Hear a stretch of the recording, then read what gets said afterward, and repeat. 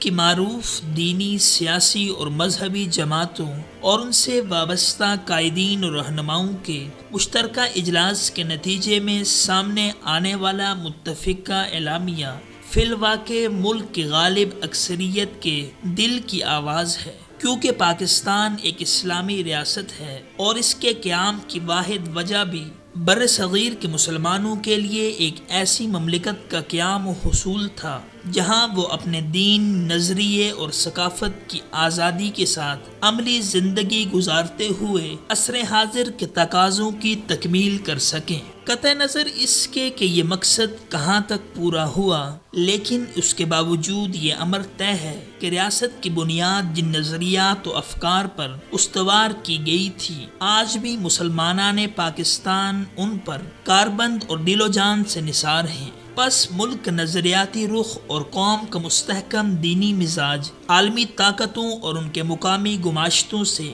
نہ پہلے کبھی ہضم ہوا ہے نہ اب ہو رہا ہے۔ یہی وجہ ہے کہ وقتاً فوقتاً ملک کی نظریاتی اساس کی نشاندہی کرنے والے ایک آدھ قانون کی تنسیخ یا اس میں قابل قبول ترمیم کے لیے بھی سر توڑ کوششیں کی جاتی ہیں، اور یہ امید لگا لی جاتی ہے کہ پاکستان کے دین پسند مسلمان اسے ٹھنڈے پیٹوں قبول کر لیں گے، جبکہ حقیقت تو یہ ہے کہ یہ فرسودہ فکر عالمی استعمار کی ضرورت تو ہو سکتی ہے، تاہم حکومت وقت کے پاس اس ناروا خواہش کو عملی جامہ پہنانے کے لیے سرے سے کوئی گنجائش ہی موجود نہیں ہے۔ یہی وجہ ہے کہ جب سے موجودہ حکمرانوں نے سیکولرزم اور لبرلزم کو فروغ دینے کی آڑ میں ملک کے اسلامی تشخص اور نظریاتی شناخت پر ہاتھ صاف کرنا شروع کیا ہے، تو عوام اور دین پسند طبقات میں یکایک بے چینی اور بے سکونی کی لہر سی دوڑ گئی ہے۔ حالانکہ موجودہ حکمراں بھی اس بات سے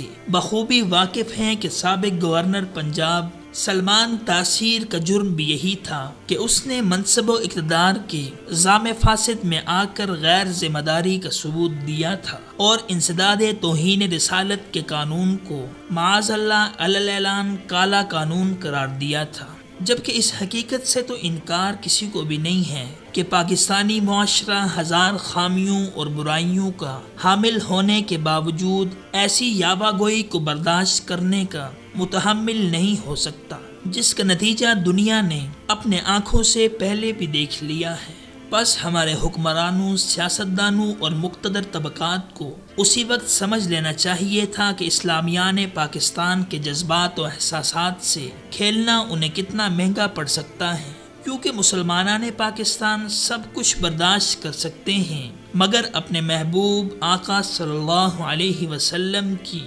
ناموس، رسالت اور ختم نبوت پر ڈاکہ کسی صورت قبول نہیں کر سکتے، جس کا ثبوت ممتاز قادری شہید کے جنازے میں بلا امتیاز رنگ و نسل، فرقہ و مسلک اور زبان و قومیت مسلمانوں نے والہانہ شرکت کر کے حکمرانوں کو دے دیا تھا کہ پاکستان کے عوام ناموس رسالت پر کوئی حرف آنے کے روادار نہیں ہیں۔ اگرچہ دوسری طرف یہ امر حوصلہ مند اور تسلی بخش ہے کہ ملک کی دینی قیادت نے حکومت کو اصلاح احوال کے لیے کچھ وقت دے کر یہ ثابت کر دیا ہے کہ کم از کم مذہبی طبقات ہوشیار و بیدار ہیں اور وہ کسی بھی عنوان پر ملک پر اغیار کا فکری تسلط قائم نہیں ہونے دیں گے۔ لیکن اس موقع پر عوام الناس کی بھی یہ ذمہ داری بنتی ہے کہ وہ ہوش مندی کے ثبوت دیں اور محض نعروں پر اکتفا کی بجائے زندگی کے ہر شعبے میں جناب رسول اللہ صلی اللہ علیہ وسلم کی لائی ہوئی آفاقی تعلیمات کو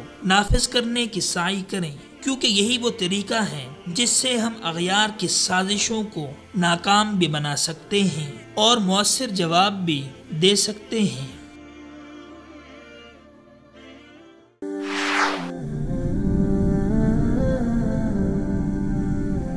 وصال اردو، حق کا راہی